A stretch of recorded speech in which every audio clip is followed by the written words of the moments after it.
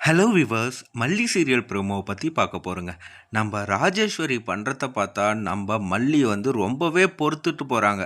ஒரு நேரம் இல்லை ஒரு நேரம் நம்ம மல்லி நம்ம ராஜேஸ்வரியை கீழே தள்ளி விட்டு நம்ம ராஜேஸ்வரியை நம்ம மல்லி பொழந்து எடுத்தால் ரொம்பவே சூப்பராக இருக்குங்க. ஆனால் நம்ம மல்லிக்கு அப்படி ஒரு மனசு வர்றதே கிடையாதுங்க. எதா இருந்தாலும் அது செயலில் செஞ்சு காட்டணும்.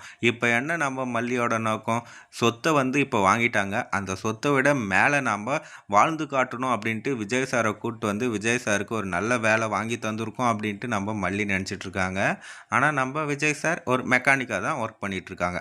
நம்ம மல்லியும் வீட்டுக்கு தெரியாத வேலை செஞ்சு அவங்களுக்கு ஒரு சப்போர்ட்டாக இருக்கணும்னு நினைக்கிறாங்க.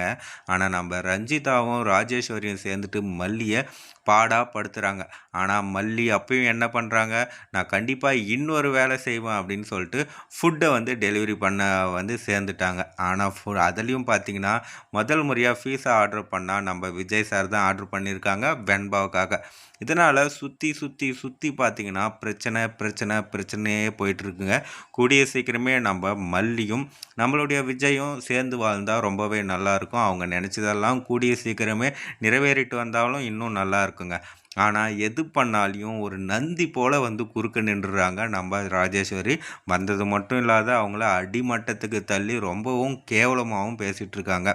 இதில் ஒரு நாள் இல்லை ஒரு நாள் நம்ம மல்லிக்கு கோபம் வருதோ இல்லையோ, நம்மளுடைய விஜய் சாருக்கு கோபம் வந்து அக்கான்னு கூட பார்க்காம நம்மளுடைய ராஜேஸ்வரியை பொழந்து கட்ட போகிறாங்க.